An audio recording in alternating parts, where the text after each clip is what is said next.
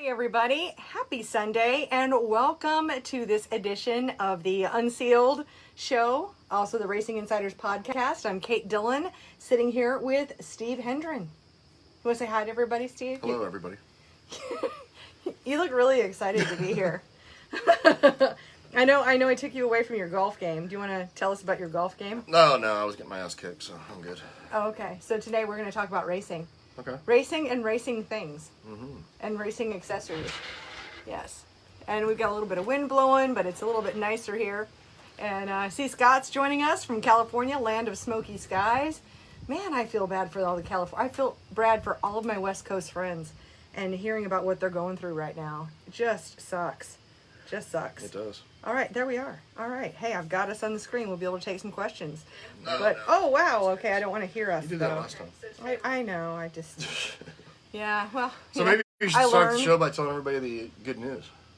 Okay, I have some really exciting news. If you haven't seen it yet, well, we found out this week that, of course, PRI is canceled for 2020. Now, a little bit behind the scenes things that were going on, I was able to announce this week that, in fact, we are doing a racing trade show in Hickory, North Carolina, December 11th and 12th at the Hickory Metro Convention Center. Really excited about it. It's called the Cars Racing Show, presented by Daytona 1 Performance Lubricants. We're really excited to bring them on board, and we're doing all the show things right now.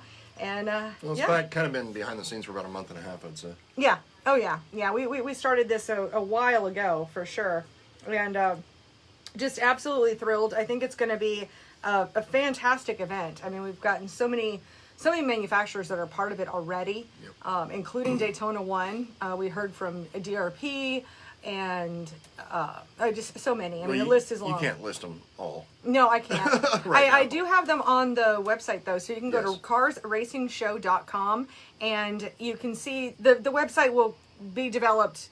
Guess what I've been doing? Working on a website. So I'm developing the website right now. There's a tab called For Exhibitors. So any of the racing companies that you know of, feel free to direct them over to the website, and they can just click a button, and at least we can save them a spot. We'll follow up with contracts and all of that kind of thing. And then the most important part, when's it going to be? I already said that. Did you? December 11th and 12th. Yes, so December 11th and 12th. Yeah. I did.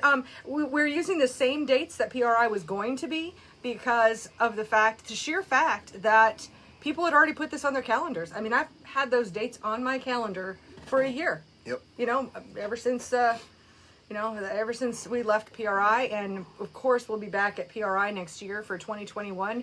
I am sad that they canceled, but this is where we're going with it, and this is what we're doing next. And I'm going to be excited about. Going to give everybody a decent trade show to go to. Yes.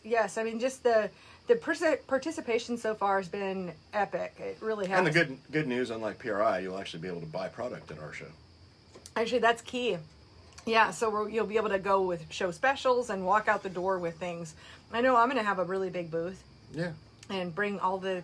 You're going to be so mad at me when we're loading stuff up to probably haul it around, and you're going to be so mad at me. But racers are going to be happy with us for bringing stuff out. That'd be cool. Yeah, no, it's really great. This week I will have attendee registration up. That's actually what I was working on today, working on a way to do the ticketing. But we do have a Facebook page too. So Cars Racing Show, you can look that up.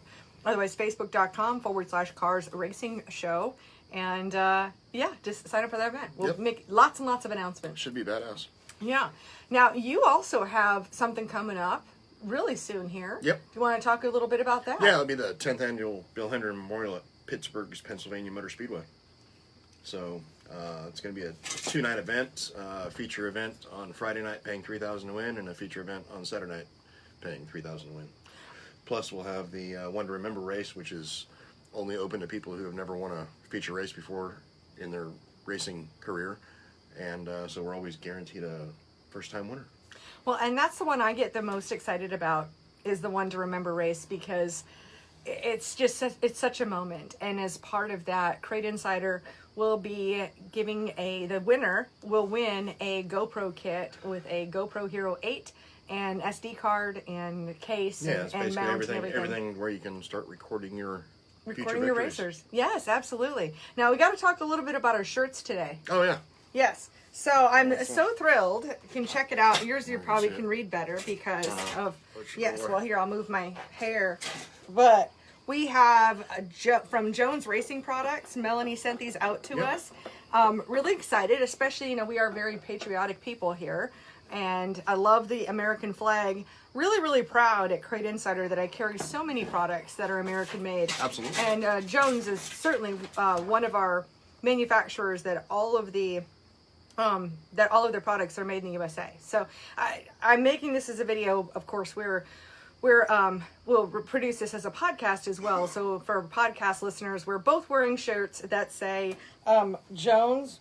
Let's see, proudly made in the USA. Jones Racing Products. What drives you? Plus, Melanie was awesome and sent me this cool mug for my chilada. There you go. So it has Jones on one side. And this is really full right now, so I have to turn it. There we go. And it says, what drives you right there on the other side. So I'm lucky. I get cool stuff. We get spoiled sometimes. We get so spoiled. Oh my gosh. We get so spoiled.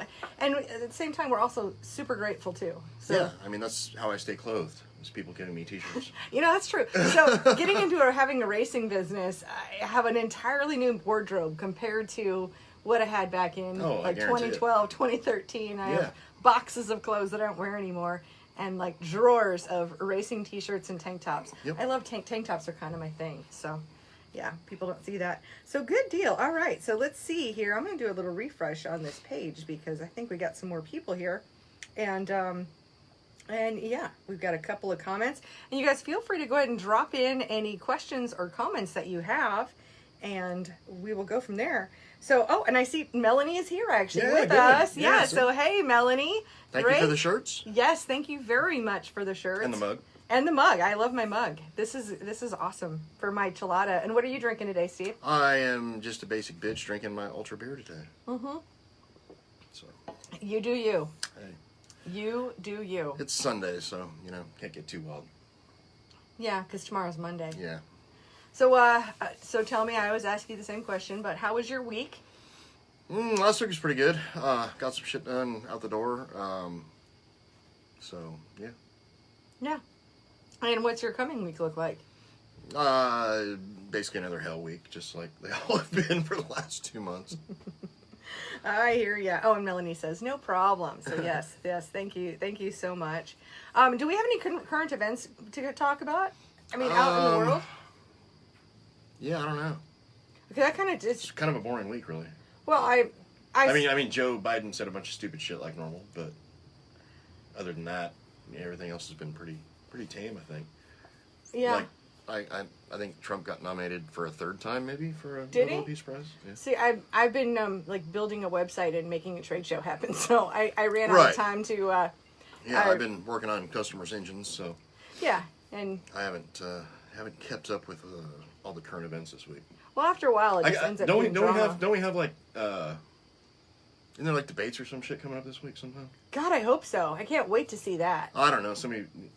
I guarantee they're gonna give Joe like a shot of something, and he'll be, you know, coherent.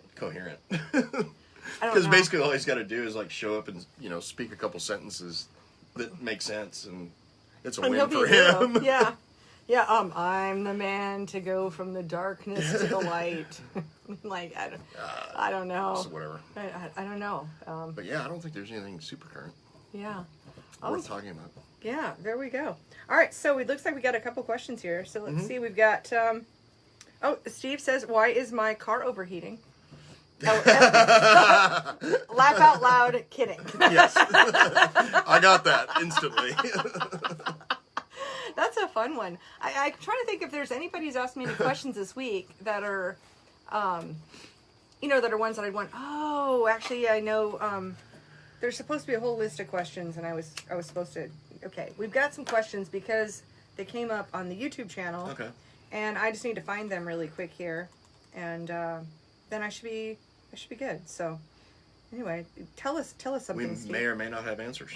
Well, yes. The answer sometimes is I don't know. Is sometimes what my answer is. Let's see here. Oh, I know. My brother's working on a new carburetor design. Really? Yeah. Oh wow. Okay, So, look at this. I that'll have be a something new for document. us. Questions for for today's show here. Okay. All right. So, yeah, there's a lot of words in here. Okay. So Words. Lots of words. So Will asks, he says, I run a 2-barrel built motor or claim with a 5.83 rear gear limited to 6,800 RPM. The top guys I'm against run a Crate 4-barrel limited to 6,100 RPM running a 5.83 rear gear 602. I can barely beat them on a straightaway. How is this possible with my 700 RPM advantage? Is it the setup, springs, and shocks is the only way I can come up with? I mean, I've dynoed the 2-barrel open engines versus, I mean, I'm talking like the Crate Racing USA street stock stuff. Mm-hmm. I've dynoed the 2-barrel open engines versus the 4-barrel 602s. And for the money you're going to invest in the open engine, I'd buy a 602 all day long. Because the advantage is not that great. Right. So is there, is it just that they're equal? They're basically equal? They've done a good job with the rules, basically. Mm-hmm. And to me, I just think the 602 is a much better option. And, I mean, you're finding this out, obviously, with whatever you're racing, because it sounds very similar. And you're learning that the built motor is not necessarily the way to go. Yeah, and that more horsepower isn't necessarily key. Because right, really isn't that. I mean, obviously it is in certain. No, I mean, I want torque all day long. So everything we do is designed around producing torque. Yes. Because the more torque you produce, the more you can pull gear out of the car, and obviously your mile an hour goes up. So. Well, I mean, a lot of these races with to a point. crates. I mean, you're gonna. Well, a lot of them are won and lost coming off the corner, or on a restart. Starts and restarts primarily, yeah. Yeah. And torque is going to get you off the corner better.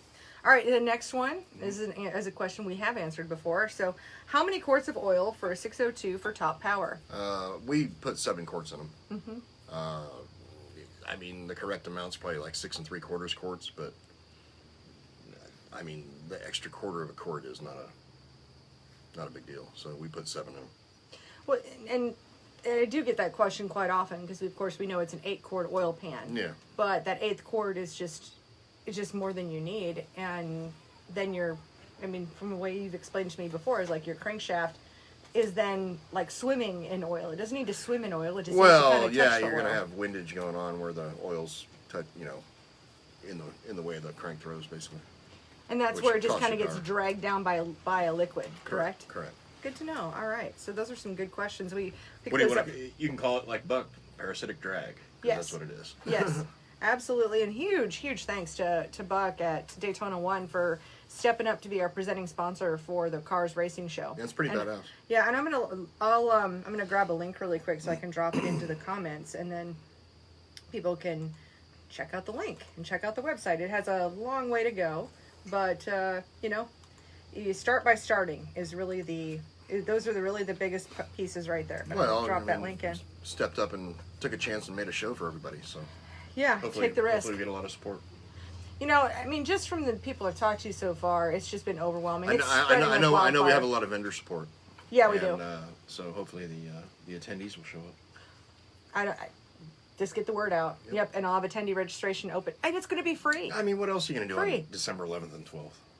It's sit around and be sad that there's nothing to do with racing. So, yeah, absolutely.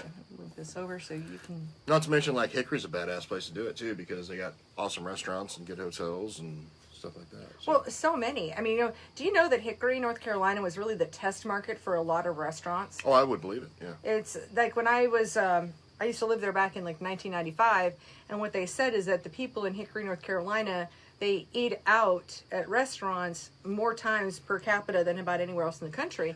So all of these test market restaurants all get set up. So within just a few blocks of the convention center, you've got Outback and J&S Cafeteria, Hooters, Zaxby's, Japanese, lots and lots of different restaurants. Thunder. Yes. Oh, yeah, Iron Thunder. It's a fun place. For sure. All right, so let's see. We got some more questions here. So on a 604 that sat for a while, what do you do when starting it and the valves are sticking? Yeah, that's an issue. Basically what you need to do is it'll be the intake valves. Rarely, I mean it'll be the exhaust valves that are sticking, sorry. Rarely will it be the intake valves. Usually it'll be the exhaust valves. So basically what you have to do is pull the springs off, pull the seal off, make sure you got the piston at top dead center, so the valve doesn't fall in the cylinder, and get some penetrating oil. Normally, I mean, this is without having to take the engine apart to do this. Get some penetrating oil and start working that valve up and down, and you're going to just see all sorts of rust come sludging out of the valve guide, and get all that rust worked out of there, and oil it really good, put your seal back on, say a prayer, start it up, and odds are they won't stick if you get them, freed up that way. Now, do you have any preference on the penetrating oil? Is that going to be like a Daytona 1 spray lube? You can use the Daytona 1 spray lube, PB Blaster, any of the good penetrating type oils or sprays. Okay, yeah. Sprays. Great. Okay, so let's see. We got another question here. The other thing you need to do is make sure, if you got any way of putting a scope down in there or anything like that, just make sure the bores aren't rusted solid either, because if you light that thing off with the bores rusted, you're going to be wiping the rings out instantly. That would be a bad deal. That would be a bad deal. Yep. Okay, let's say some hi to some folks here too. So I see Dave's here and saying hi, Steve and Kate. Love you guys. We love our audience too. Thank you for being here. Okay, Joe says, what RPM do you recommend turning on a 602? 6,400 or 6,500? We turn 64 is what we recommend, max. Honestly, most of the guys that are really fast and got their cars working right, usually they're turning around 62. Gotcha. Mikey's here. He's here from Oregon, in the land of fires and smoke. And he's already said he's since he had to cancel his plans, had vacation scheduled, he's coming out to North Carolina to see us. Good. So that's really exciting. Gary and Susie are here.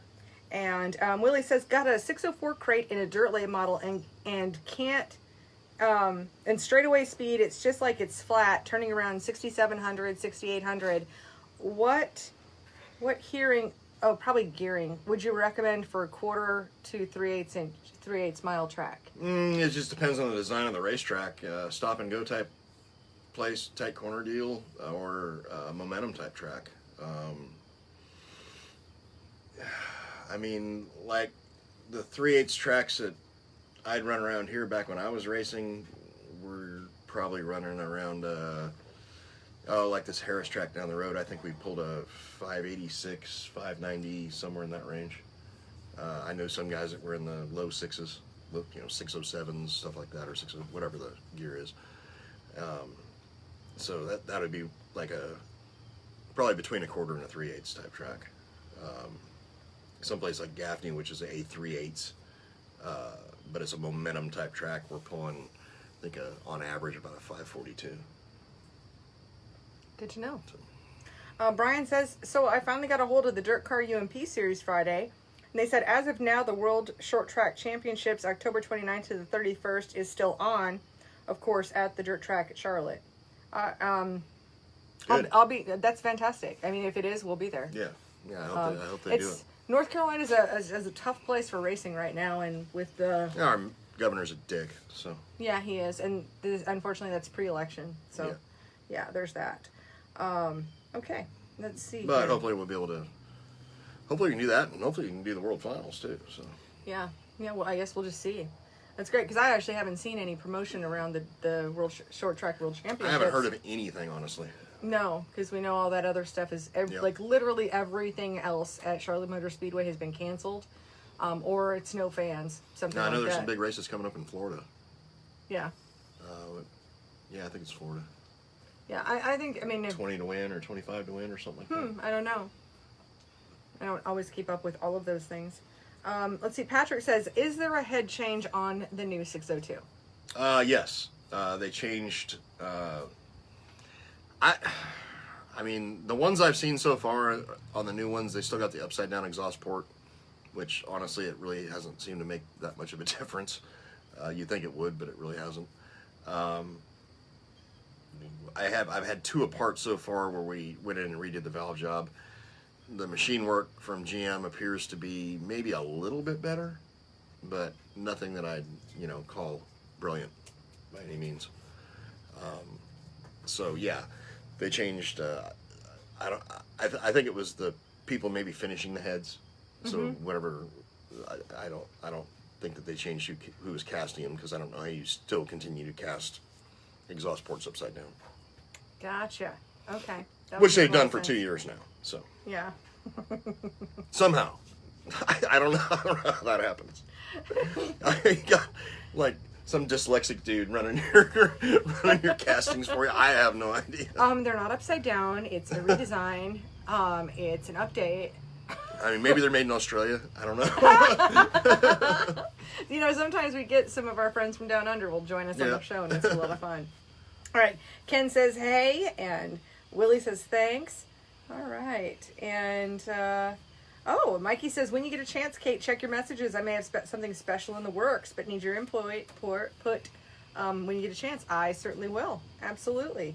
Gary says, will there be a gearing different from a 602 versus a built motor and a Crate Racing USA street stock? Honestly, I'm the wrong guy to ask. I really don't know. I would assume so.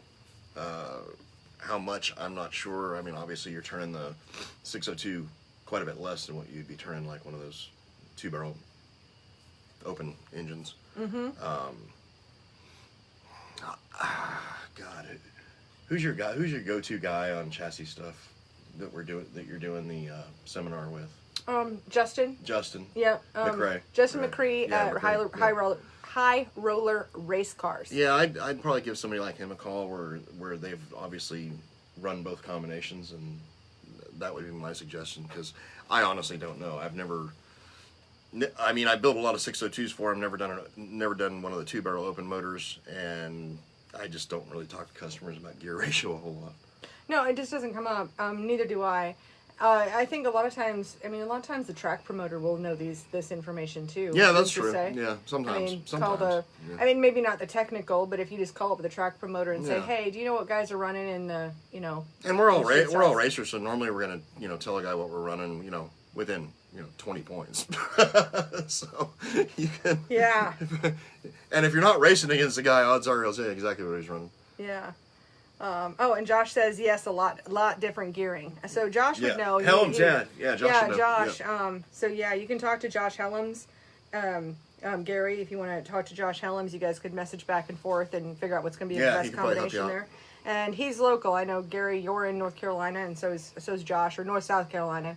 The same area. Yep. Ken says, do you find that the 602 on E85 is bad to burn the number 5 piston? No, I've never had a burned piston on a 602 on anything other than pump gas.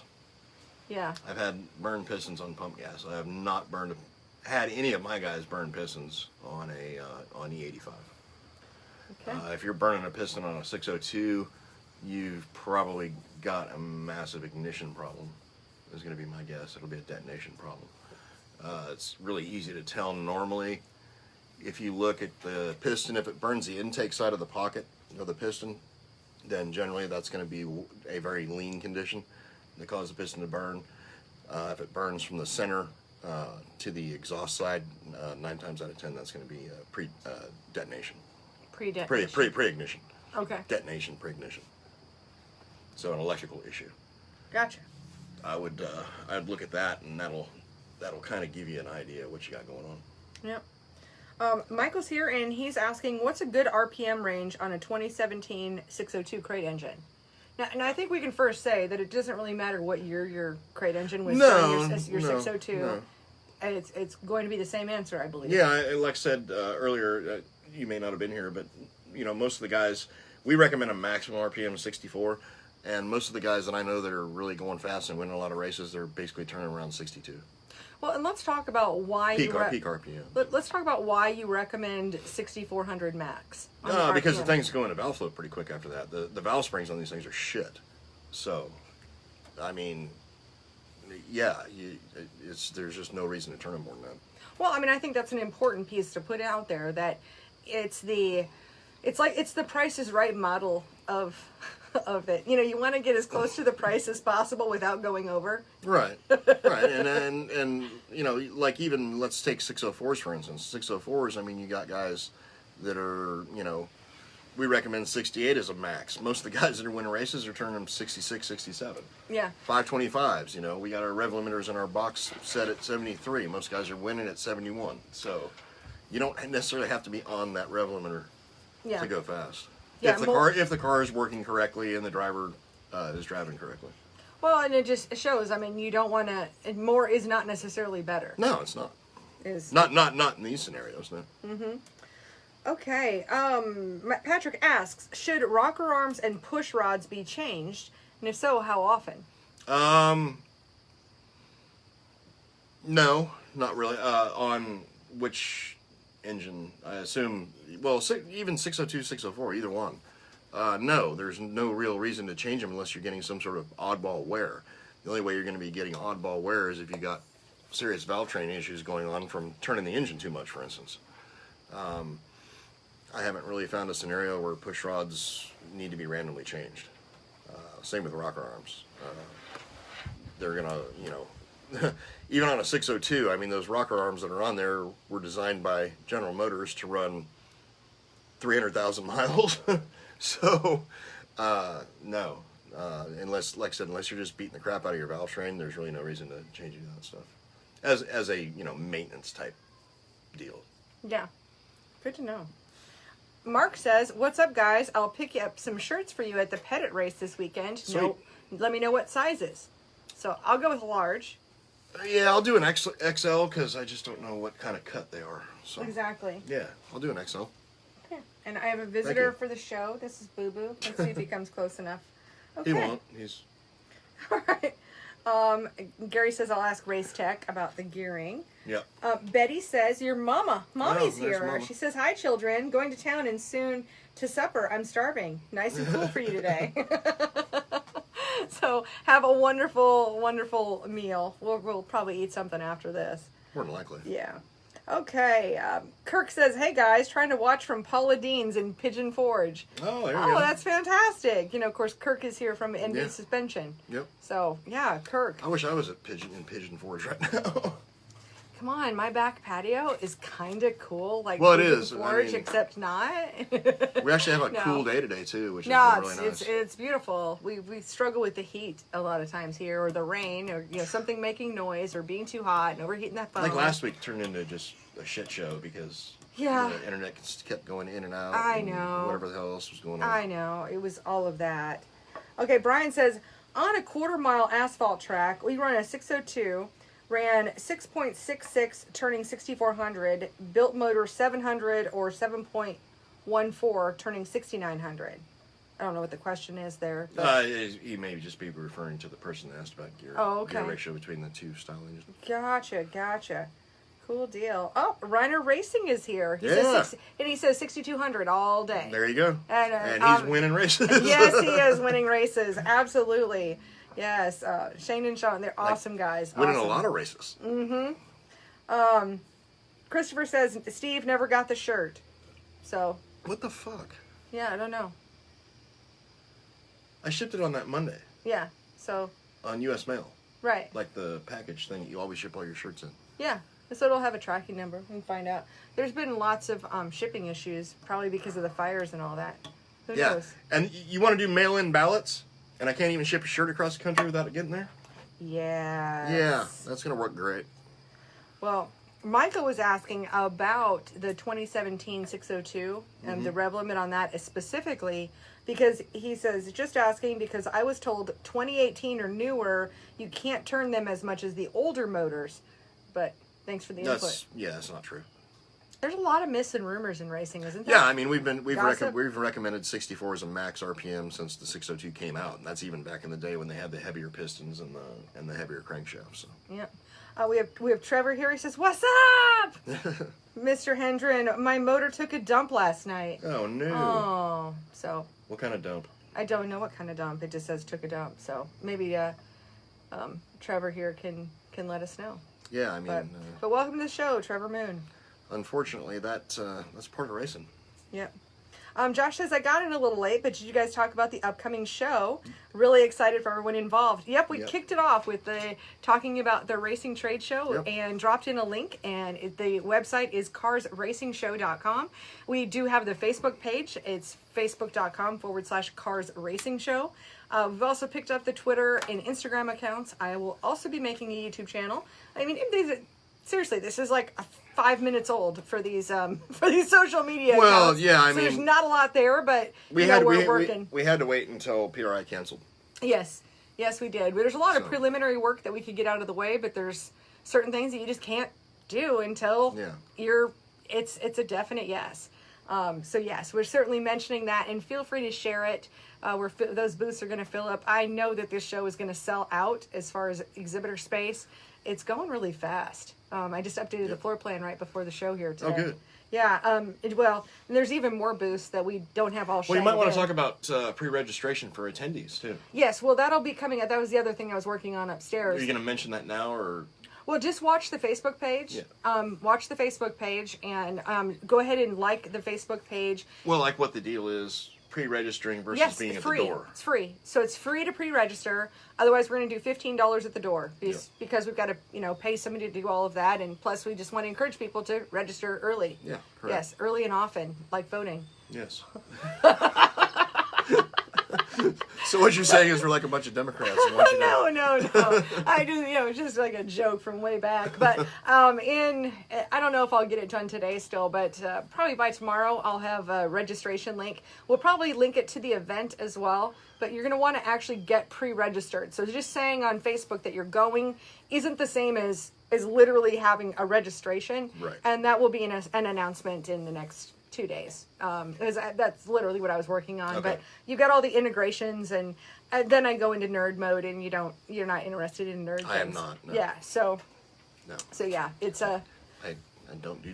I'm waving my nerd wand to try to get it done. All right. So let's see.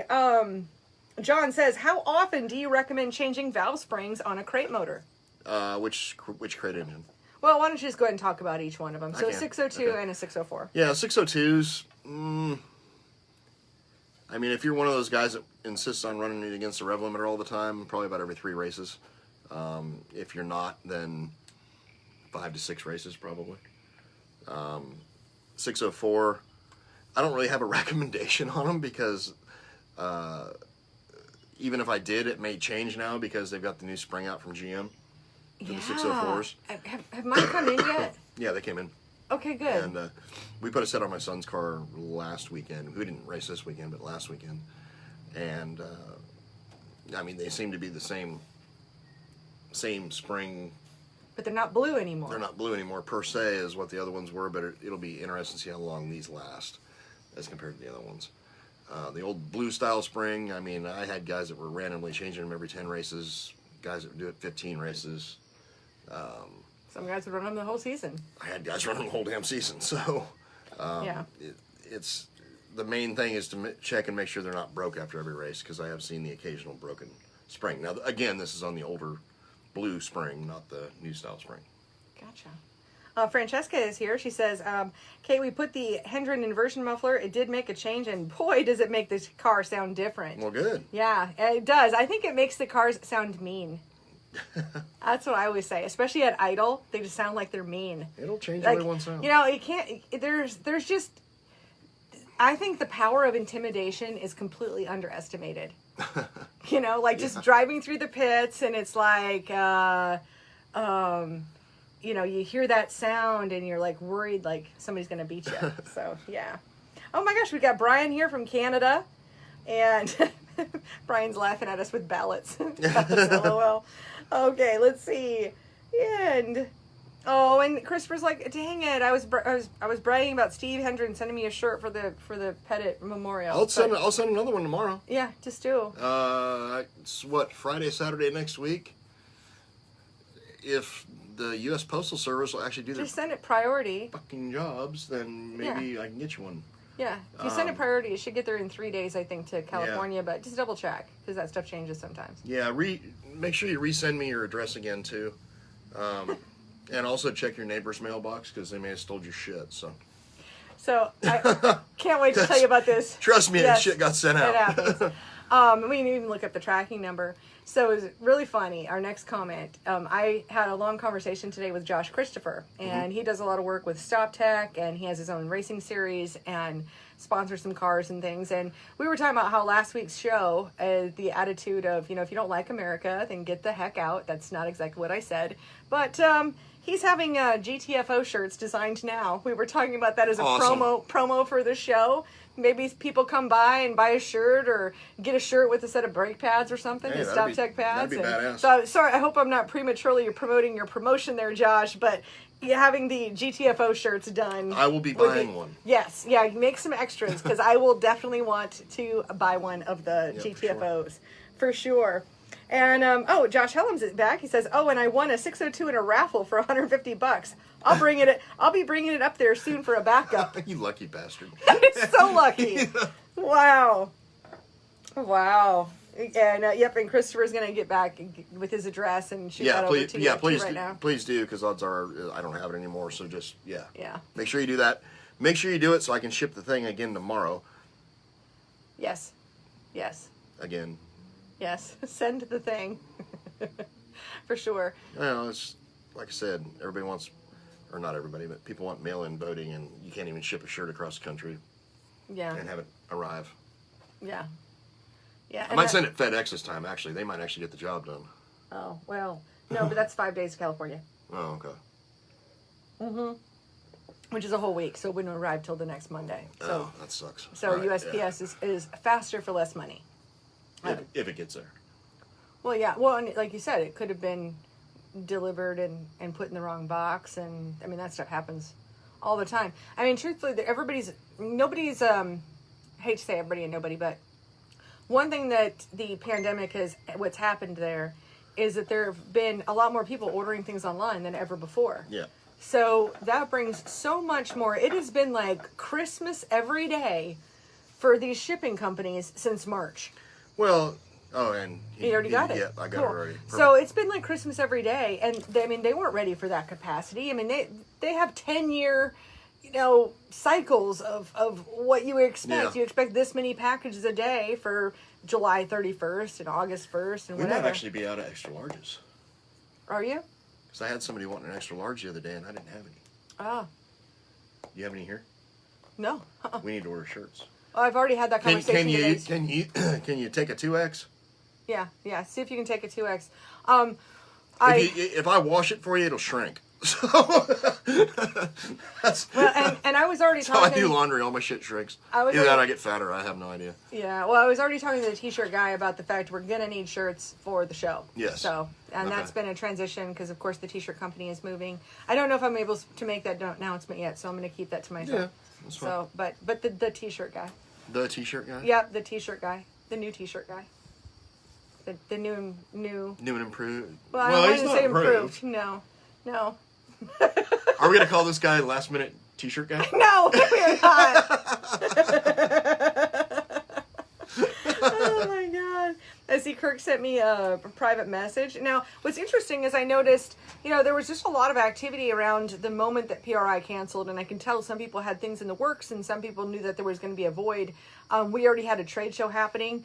I noticed that Jonathan Masters, good friend of ours, and I know that he's doing a virtual conference for his raceknowhow.com, and I saw that Kirk is one of the speakers for the Race Know-How deal. Mm-hmm. Jonathan isn't like paying us to promote that or anything. I just think it's important that we all band together, and it's different things, and that his virtual conference is the 13th and the 14th. Yeah, so we're the 11th and 12th, the Friday, Saturday, and then Jonathan's is the 13th and 14th. So I don't know if that is as many details, but I saw that Jonathan put that out the day after the PRI thing was. Well, it was either that or that night, one or the other.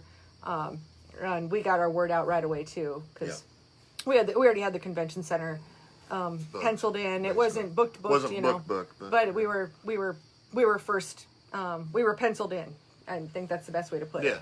So now that's pretty finalized, and just a couple of signatures, and we're good to go. Oh yeah. All right. So Kirk sent me a message. I'll check into that, and everybody loves it. And then of course you got your message too. So yeah, feel free to keep on dropping in those comments, and any of your questions. We're always happy to answer them.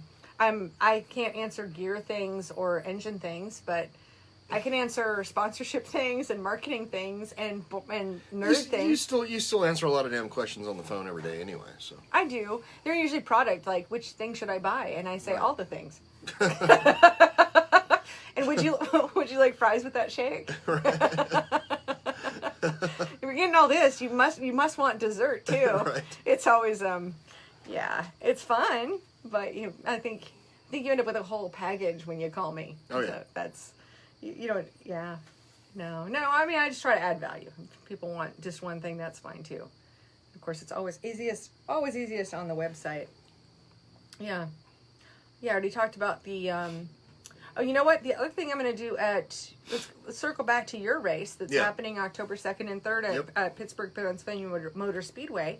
The other thing that we're going to do for Crate Insider is I have another GoPro package. I have two of them now. And the second GoPro package, what we're going to do with that, one of them goes to the person who wins the One to Remember. So the very first, the very first race they ever win, they're going to get a GoPro whole setup deal with, I use the Joe's mounts. Those are my favorite. So that's what I give away, along with the... Which is a high dollar mount. Yeah, they're a high dollar mount. They're almost as much as the cameras are. Yeah. Then the GoPro Hero 8 is, which I have a Hero 7. Usually I would be recording with that one, but really nice little camera with the case and the SD card. That whole package. I forget what the value is. It's like $400 or $500, something like that. But I'm going to have a second package that we're going to do is just a random drawing at the drivers meeting on day 2. On Saturday. So on October 3rd, we'll be doing a random drawing for that. Saturday's race will also be in conjunction with the Pittsburgh 100 or Pittsburgh 100. Yes. So. And that's always a big race. It really gets Lucas Oil. Gets those Lucas Oil guys there, and they're always fun to watch. I love how smoothly the event goes at PPMS. Yep. I mean, because they're so smart. What they say is like, okay, drivers, you need to pay attention. We are not calling your names. I was talking to Bronson the other day, and he said if he can get somebody to haul his car to Florida for him, his crate car, he'll run that race too. Wow. So he'll do the Pittsburgher and the Memorial race on that Saturday. That would be awesome. So calling haulers that would want to haul Bronson's car. Hey, you never know. I mean, you put the word out, and you never know. I mean, we're in the racing industry. Word spreads like wildfire. Grant Garrison, he's already said he's coming from Kentucky to go race. That's exciting. And well, he did well. He was like fast qualifier. He was fast qualifier, won the dash, and shit the bed on the tires he chose for the main event the last time he ran up there for that race. You know, your analogy. I was giving him shit via text message the other night about his tire choices. You were so funny. Because when somebody messes up, it's either they shit the bed or they stepped on their dick. Those are your two. Right. I don't even know what that means. I was giving him shit. This year he might know what tires to put on. So oh, God. He might be hell up there. Oh, we do have Wayne is here from Down Under. There you go. He says, love the show. Great to watch before work on Monday morning at 7 a.m. in Australia. Yep. So, Wayne, what's going to happen on Monday? You know, because it's not funny at all, but the fact that some people don't understand the difference in time change, you know, like, hey, oh, I know, yeah, I won like, what was it, like $200 over there when I was living in Australia, because I called my brother and found out who won the Super Bowl and then made a bunch of bets and won like $200. Okay, well, that's not cheating. No, what I was talking about was the fact that, like, 9/11, people were like, well, if the Australians already knew about it, why didn't they tell any of us? Yes. Like, no, that's not how that works. I mean, just because they found out on whatever they found out on. And, yeah, there's half a beer on the countertop, Steve. Part of it went. I don't do half beers. Okay, well, bring me that then. Okay. Yes. What? Okay. Anyway, we're arguing. We're not arguing. The keg blew because there is a keg here. Well, there's two, and Steve just ran them dry. So I don't know why he would do that, but he ran the kegs dry, and without refilling the kegs. I don't know. Maybe that's my job now too. I'm not sure. Steve, there's beer in the bottom right-hand drawer. Yeah, I got it. Okay, gotcha. I don't know. He grabbed his keys. So I'm talking about things now. Well, another piece of the trade show that's really exciting is that we're going to have seminars as well. So already talking with some folks about we're going to do definitely some shocks and springs. We've got some really exciting stuff on deck, but again, I hate to prematurely promote, but just to let you know that we've got a whole shock and springs kind of a track with smashing springs and setting your different shock valves, valving and all the setup and suspension and that. And then we've got a whole nother track that we're working on, which is more like, I worked this year with Adam Stewart from Crate Racing USA, and we put together a promoters workshop.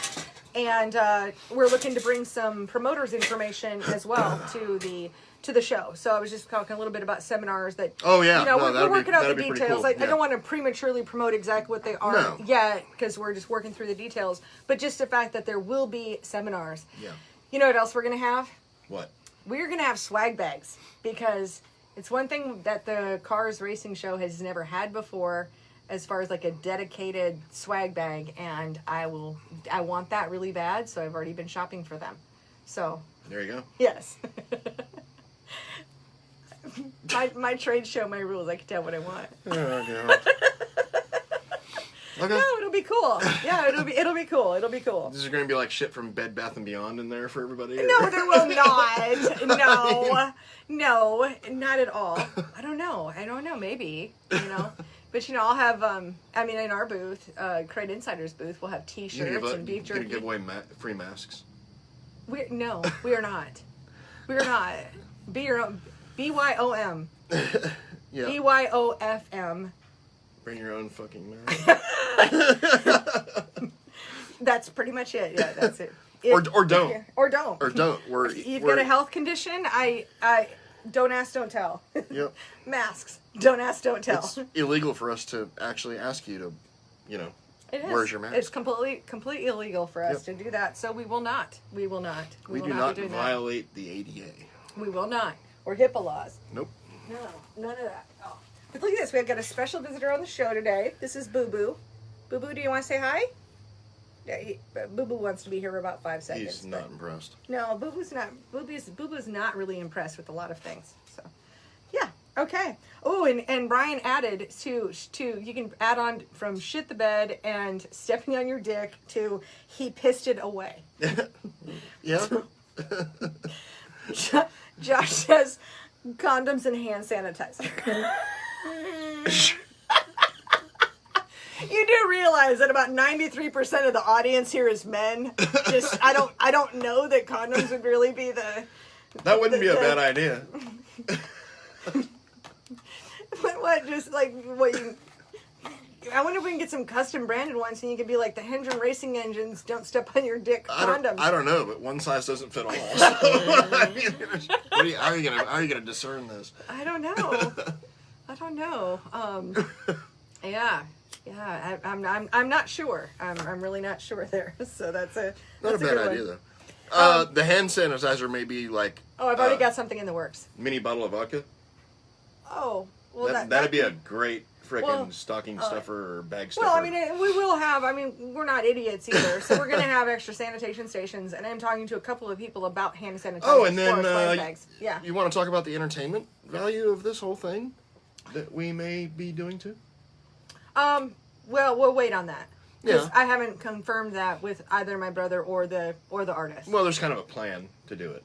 Well, the plan is that for the exhibitors on move-in night, which would be December 10th, we will be doing a vendor party. That's already happening. Obviously we have to pick the food and stuff. And then our plan is for Friday night, we will do an attendee party as well, have a little bit of entertainment and hors d'oeuvres and beer, and that's where some of our sponsorship money is going to go. Yeah. So we're going to have, I was working on sponsorship opportunity packages today, and I think we're going to have some great sponsors step up and come in. Clearly Daytona 1 being the presenting sponsor has already made a big commitment to the show. And that's really, I'm very, very grateful for that and excited to work with, of course, I've been working with Daytona 1 for years now. One of the first manufacturers that was really part of Crate Insider. You've worked with them, tested their stuff. And I know they're going to have some exciting new products coming out too that'll be announced kind of at the show. That's what I'm really excited about. I know about some of these new products that are coming out. Yeah. And this will be the first time that anybody gets a chance to actually see them. Yep. And if you can't make it, we'll have, obviously I'll be doing videos. Because should I tell people the selfish reason why I'm doing a trade show? so I can shoot videos. So I can shoot videos for Crate Insider. So I didn't have to travel all over the country to shoot videos. Yeah, I mean, there's a lot of great value of bringing together the racing community. We want to make it the best event possible, and if you've got ideas, I mean, we have a pretty clear vision. We've got a plan, so it's not like we don't know what we're doing. At the same time, we're always open to new ideas. So if you've got an idea, shoot me a message. Ideas that would be good would be for seminars that people actually want to see. Well, yeah, I think you've volunteered that you'll do a... I have not volunteered. Oh, you haven't? I have not volunteered. Oh, I think I volunteered you. Oh, okay. You volunteer. Alrighty then. You volunteer me for stuff all the time, so Yeah. I think I volunteered you. But you know what it was is because I remember when we did the Hickory show back in the day. I did do the seminar thing. You did the seminar thing, and it was like overflowing. It was like busting at the seams. But now you've got a weekly show, so. Well, what would be interesting is if we did that would be to get a few guys together and do it as one deal where. Well, I'm not like the main guy there standing there trying to say shit for an hour. Well, I'm going to go ahead and call this out because I know he'd be okay with it. So I've already been talking with Brian Littleton, and of course he is the organizer for Race Logic Chassis Seminars, and I've been working with Brian for the last few years. And then this year when we did the street stock class, I filmed the whole thing and I built that website. And I mean, this isn't about me, but this is about this amazing information. So we had a in-person version of the seminar, and we have now we have an online version. And so I think we're probably going to try to bring some type of a mini experience to the seminars at the Cars Racing That'd be Show pretty cool. from Race Logic. So yeah, I mean, clearly not Kind of like give everybody a little bit taste of what's of gonna it, happen. right? So get an idea, and whether we'll talk about the late models or we'll focus on the street stocks, not sure. I mean, there's, but you can get at least a bit of a taste of it, like just a taste of it, and go, okay, I kind of like these presenters. I might be interested, and. Honestly, I know also Brian is reserving. We're going to open up registration for both of those classes. Registration is going to open up November 9th. Yep. And that's the Race Logic Chassis Seminars, both the street stock and the late model version. The late model one we're doing at CVR, right? Correct. And the street stock version, we're going to, not you, but me, to high roller race cars in Alabama. Now, those seminars will sell out. The street stock seminar sold out in 36 hours last year. Oh, I believe it. So then our overflow would then, of course, go into the online version as far as that goes. But here's what Brian's doing is he is saving just a few spots in each of those classes that will only be available at the Cars Racing Show. Oh, that's cool. Yep. So knowing that we're opening this up November 9th, we know it's going to sell out. But then come the racing show, he'll have just a few spots, and it'll be first come, first serve. That'd be really cool. And he's reserving those spots for. That's nice of him to do that. Yeah. And so I don't know if that'll be tied to the seminar or anything else, but I know that he's like I said, Brian and I talk all the time. And then we had Matt Henderson was down dynoing at my shop earlier this week. Yep, and I interviewed him. I can't remember. I don't know if it's gone up on Crate Insider or not. Have you put it up yet? Yeah, I'm not sure. Tori was editing on Friday. And then of course Thursday. Matt's all about coming down for the show and all that. So. Absolutely. So we've been talking. CVR. It's interesting because they work on a lot of different kinds of chassis, so they're not limited. Well, they make a really nice race car. Yeah. I mean, I was fortunate enough to be able to, and Matt's a cool dude, and we checked out their car and all that stuff. It was basically the house car, and so I got to check it out, and of course we dynoed for him and found him some power, quite a bit of power actually. Good. And, I got the power. we actually we did a little fan blade test with him. So they had one of those Gorsch or whatever. Well, let's not I would think we should probably. I don't know. What are your? Well, so I don't want to throw anything under the bus. No, I'm not throwing anybody under the bus. This is pure, simple facts. I'm going to tell the facts. So well, of course. The fact is, he had a 6-blade fan on there, and we took that fan off and gained 43 horsepower. What? Yes. Just by taking off the fan. Taking off the fan between 5,500 to 6,800 RPM, we gained 43 horsepower. Now, that was no fan at all. Right. Versus that fan on the engine. Right, and then when you put on, what did you put on then? We then put on the 3-blade version of that fan, and race fan? No. Of the Gorge fan? And it pulled about the same amount of power as the 6-blade fan. Oh. So, yeah. So what did you end up with? Or is this giving up secrets? Because that's what I don't want to do. Yeah, no, we're not going to say what we ended up with for him, because that's his deal. So okay. People can talk to him about what they prefer to use for fans. Gotcha. Well, I'm glad we got the testing in anyway. Cool. Oh, and, I see.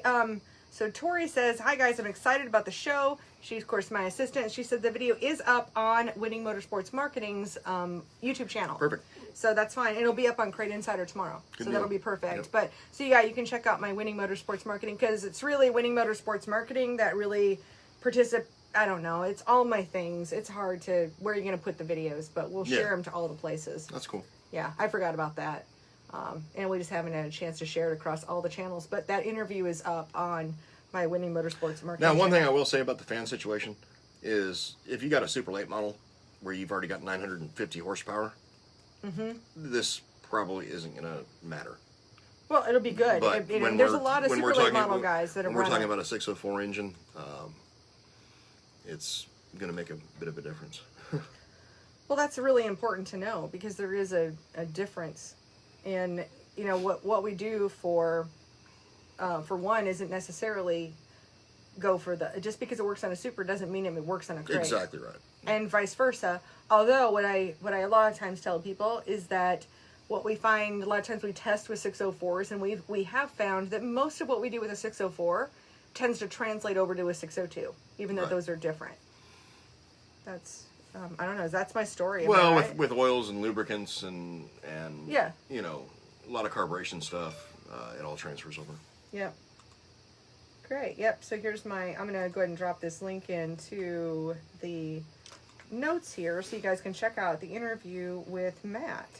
So that was a great chance. I mean, I just ran out to the shop and talked to Matt for a few minutes, and that was a lot of fun. Yeah, they showed up about 9:30 in the morning. I think we dined until about probably 1:30 or 2 in the afternoon. Okay. Really got in there with the nitty gritty of stuff. Yep. So that's cool. Awesome. And we'll share this over onto Crate Insider channels tomorrow. There you go. For sure. So that'll be good. All right, I'm going to see if there's other questions. And whatever questions you guys have, just feel free to drop them in here. So, back to... Mikey thinks that I should put used hats in the swag bag. Used hats. Yeah, the used hat guy. Yeah, that's right. Oh, my gosh. Josh says the condiments are a good idea because he says you could save the child support for racing. Yeah, that makes sense. No more pit lizard babies. Oh my gosh. Jim says, what's the cost to display? And you can head on over to carsracingshow.com and click on 4 exhibitors. But our 10x10 booths run $500.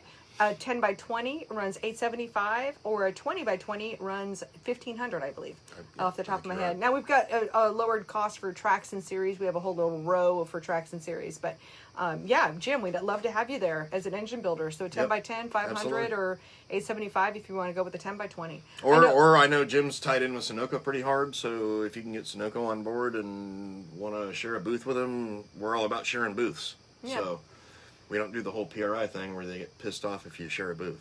No, we don't really.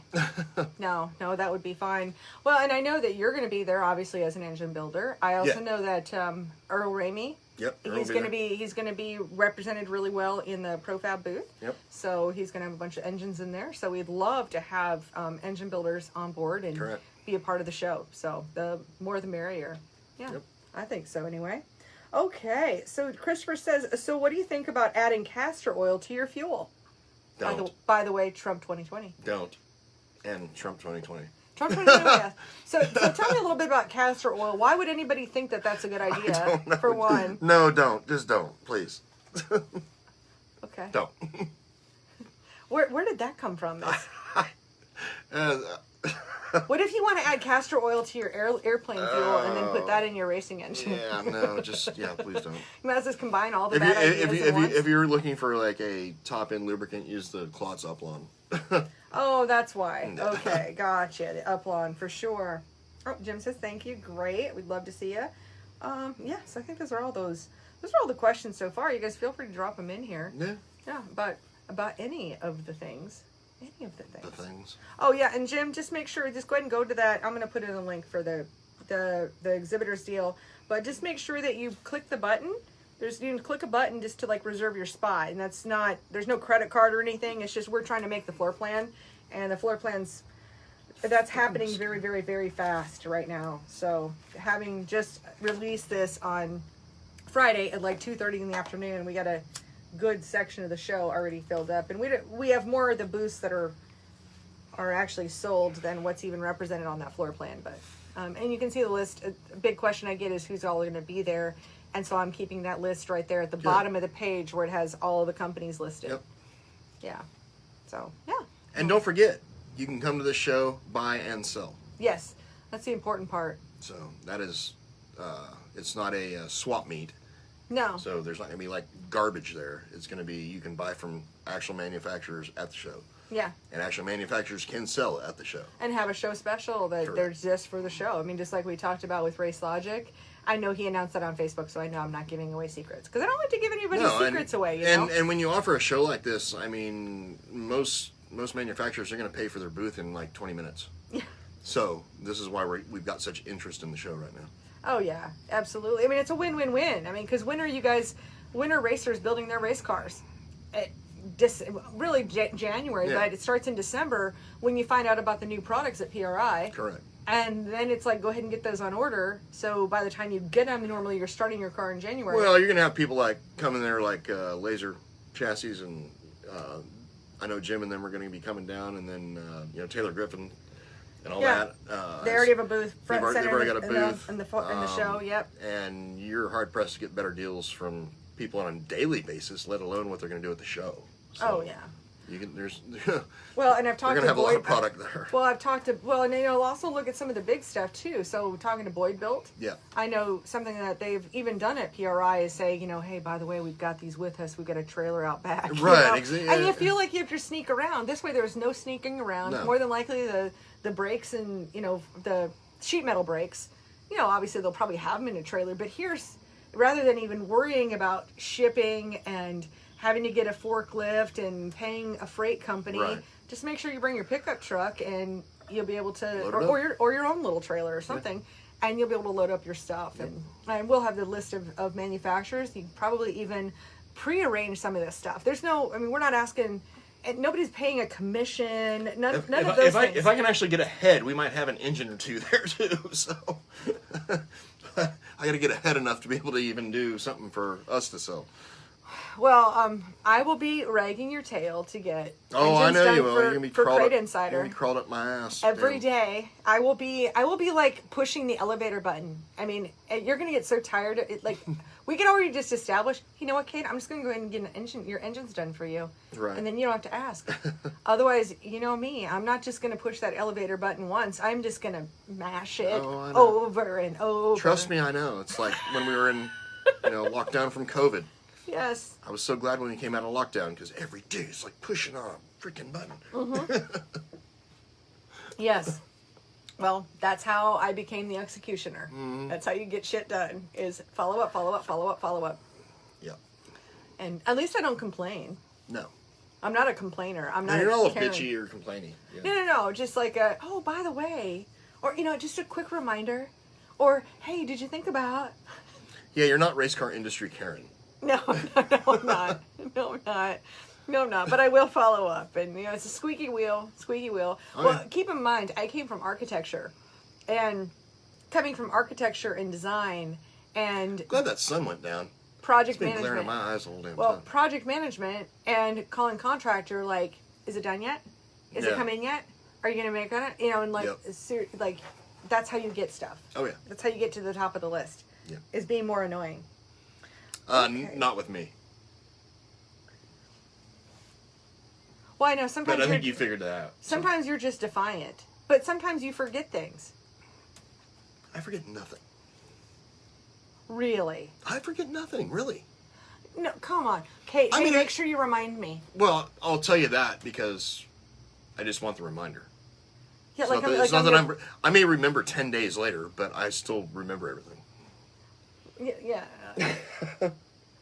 No, what gets confusing, honestly, is like when you talk to so many people on the phone every day, Yeah, I would agree. and there's so many different conversations about so many different things, whether it's, stuff we have in the shop that we're working on, or stuff that's going to be shipped to us to work on.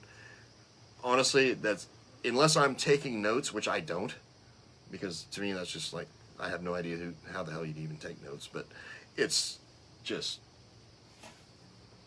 overwhelming sometimes. So yeah, I will tend to forget certain things. Well, I think what's easy to forget is when you have the same conversation. I mean, the thing I like to say is that I'm truthful. I have to be truthful. Well, yeah. Because, well, yeah, I mean, I don't forget the lie I told because I don't tell any freaking Right, lies. no, But what I don't remember is the exact conversation with the exact person, because I may have 20 conversations a day about buying a new engine. right. And I don't remember which one it was. Right. So yeah, my story's always the same, but somebody, maybe I didn't tell them at all, but somebody else I might have told 3 times, type of thing, because I can't remember exactly what. So that's why integrity and not lying is an important aspect to me, just personally for integrity. But I have to, because there's no way I could track anything. No, exactly. Like, this is the story. This is the truth. Yep. All right. So here we got a good question here. Uh-huh. Is the Jones rear mount power steering on the website just as good or better than the Sweet Pump? We'll be switching to a rear mount power steering soon. Now, one thing to keep in mind, the Sweet Pump is going to be a tandem pump, I'm pretty sure. Is that what we're talking about? They'll make just an individual power steering pump. Oh, okay. Yeah, we don't sell that. So I don't sell that. So yes, to answer your question, I've used both. Matter of fact, I've used pretty much everybody's rear mount power steering pump, and I have yet to find one that I would label as a piece of junk. So any of the name brand power steering pumps, reverse mount power steering pumps, they're just fine. So now I'm gonna have the Jones is a great choice for that. I sell a lot of those rear mount power steering kits. Some people are going to the tandem. Now I'll tell you what I don't like is I do not like the sweet reverse mount power steering fuel pump combo where you bolt the mechanical pump onto the side of your reverse mount fuel pump thing, so you're still using a mechanical pump just on the back of the engine. I don't like that. I've seen too many of those fail. Now, that's different though from the tandem pumps like the KSE? Correct. And Yeah, totally different. It's using a mechanical fuel pump on the back of the, I don't even know what you call it. I mean, it's a power steering fuel pump combo, but you use a mechanical pump, and I've seen too many of those fail. Good to know. Good to know. Yeah, so we've got a few different options. That I don't like. Yeah. As far as the power steering pumps are fine. Jones stuff's fine. KRC, KSE, they're all fine. Yeah. Yeah, but I would say out of all of those, I've sold the most of the rear mount Jones, the 2004-PS No, I think you shipped out 2 last. Well, I think I shipped out 2 for you last week. So. Yeah, he does the shipping. Yeah, I'll have to take a look at my. Yeah, I've got to order products this week too. Always something. Yes. Okay. Let's see. Oh, David, this is a really good question. I just kind of scanned it really quick. He says, is there a difference on a 604 for running different height air cleaners, like 3-inch, 4-inch, or 5-inch? There's not. Well, no, I shouldn't say that. There is, depending on the base you use. If you're going to be using the flat air cleaner base, like the CrateInsider flat air cleaner base, like on my son's car, we run a 3-inch. There is literally no difference between a 3, 4, or 5-inch filter. Now, if you're using a drop type base, then to me, well, the testing I've done, you want the taller filter. Well, and let's talk about that for a second, because I did an interview with Don Blackshear from Pace Performance, who's, of course, a longtime engine builder as well. Yep. And what he mentioned about the drop base is that when you've got this dropped base and now you've got this air filter around it, let's say that drop base is 2 inches tall, and that means that it's blocking off 2 inches of your air filter. So now your 5-inch filter is really equivalent to a 3-inch filter. Is why that's why you're going to go taller there. But since with the flat air filter base where it lifts it up, you have exposure around the entire perimeter with no blockage at all. So you're getting the full 3 inches. I mean, this is stuff we tested on our chassis dyno, and quite honestly, a chassis dyno is way more accurate than what a engine dyno is. So, like, we can read tenths of a horsepower or tenths of a foot-pound of torque.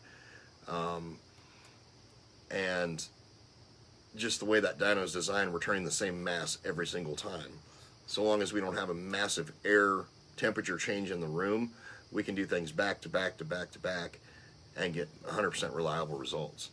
And the results we found is with your flat air cleaner base, there's no difference between a 3, 4, or 5 inch filter.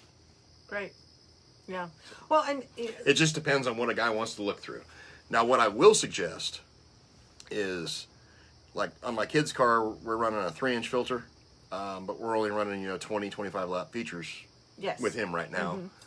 Now, if you're going to be someplace where you're running a 100 lap feature, I personally, if I was a guy driving or racing, I'd want to have probably a 4-inch filter at minimum, just because it gives you more filtering capacity for the longer race. Well, 100 laps, especially when you're racing in the dust. So is 4 times more dust that air filter has to filter. Right. So the idea there is to add more filtration the longer you're racing. But power-wise, really, it makes no difference. I can see where a 3-inch would probably cost you a little bit of power, maybe at the end of a 100-lap race, where a 4-inch wouldn't. But I mean, it's not really something we can measure unless we take 2 filters off that run 100 laps and back-to-back those. Well, we could maybe set up like which we did years ago back in the RTC days. We tested all that shit back in. No, but I think it'd be more fun to have a dust experiment where we just have some dust and maybe we use a leaf blower to blow some dust on, see what happens. I watched In-Range TV do that with a gun one time. I'm making a joke, obviously. Yeah, they threw a gun in the ground and like leaf blowered the friggin' dust all over it, just to test how, it was pretty funny. Yeah. So. Yeah, the tale of 2 filters, just like your tale of 2 little valve springs. Yes. Oh, that's still a popular article. Because the guy's ripping people off with $200 and some odd valve springs.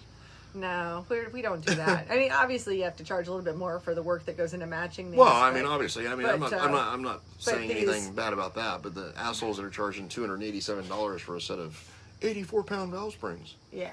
Yeah. Nah. I don't know if they've. I don't know if they're still doing that or not. I don't know. I haven't had any calls about that in a while. I'm not sure. I really don't care. I don't either. Seriously, I had enough stuff of my own. They tried to copy enough of your shit, like they copied everybody else's stuff. So yeah, I just stay in my lane. I think that's what pissed me off enough to write that article was the amount of shit that they copy everybody else's and call their own. Well, and also then said misinformation out there that then caused problems, caused phone calls for you and I. It's stupid phone calls. And we had to debunk crappy, stupid crap like that. Horrible advice. Yes. I mean, I'm all about selling, but I only sell on truth. I don't sell on, myths and crap. Let's see. Philip says, what are your thoughts on a Kinzer filter? I've tested a few of those years ago. It's nothing we've tried recently, honestly. So it would be interesting to, maybe re-examine those. But, and by years ago, I'm talking like 6 years ago, 7 years ago. So off the top of my head, I just don't remember what we found with them at the time.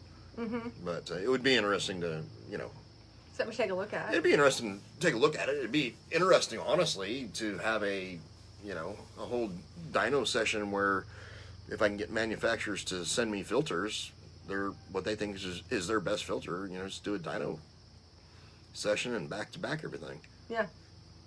Like we did with oil years ago. Yeah. So. You've done it with oil. You also have done it with air filter bases. That's how... We've done it with air filter bases. That's why we have the flat air filter base. Yeah. For sure. Yeah. That is how... See, Steven says, hey, from Watsonville. Hey there. Yeah, and that reminds me with our Racing Rewind channel. I feel like I'm promoting all of my things. I need to freaking bring more tapes. Well, we're out of races, so that's why there's no new content on the Racing Rewind channel. Bobby Hogue just texted me a minute ago. I haven't responded.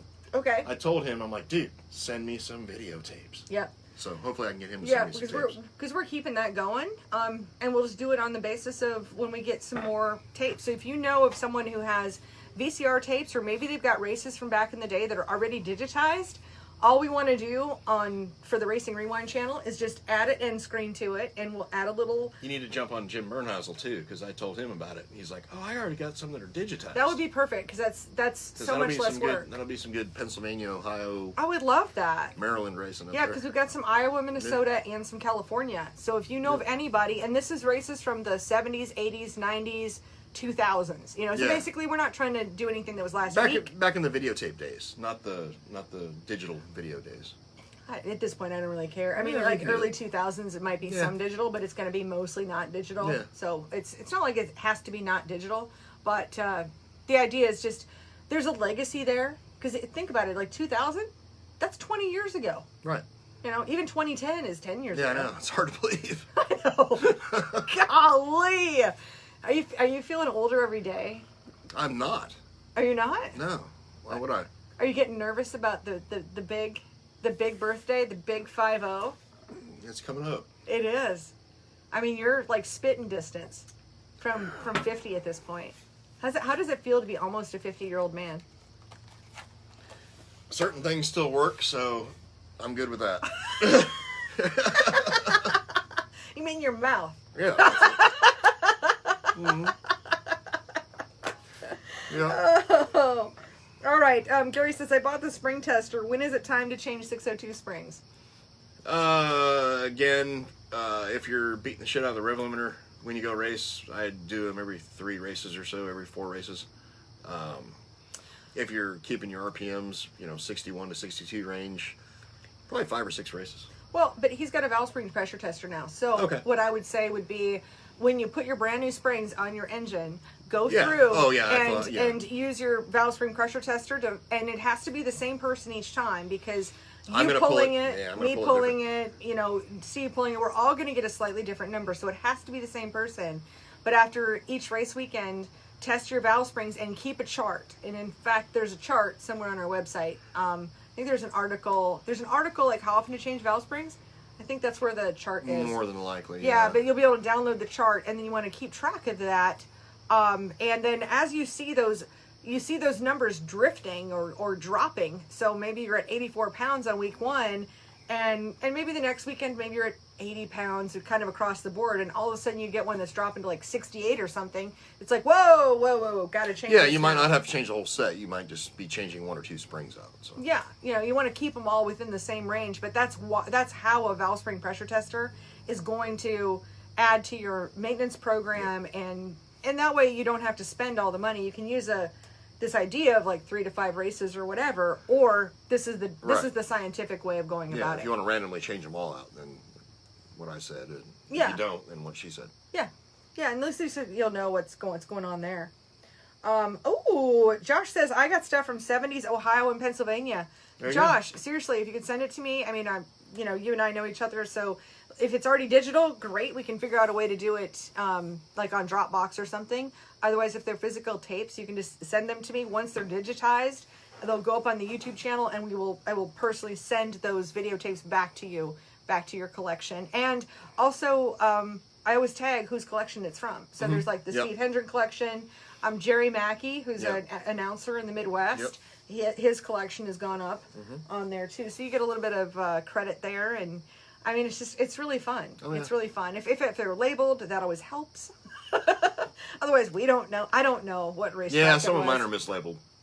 Oh, well, yeah, because you had somebody, I put one up because it had probably like Watsonville on it, and then somebody's like Watsonville question mark? Like, dude, I don't know. I mean, I don't know. Well, it was probably taped over something else that was hard to say. So I can only go with the information that I've been given.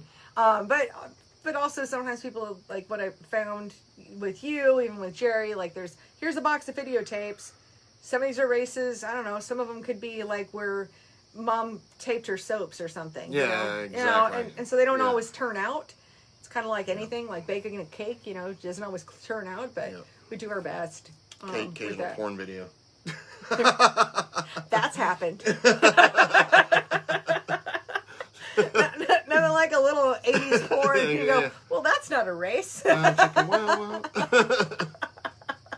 So I'm okay. I'm all right with that. Oh, wow. Josh says they are reels. I'm working to get digital. Okay, I can't do reels.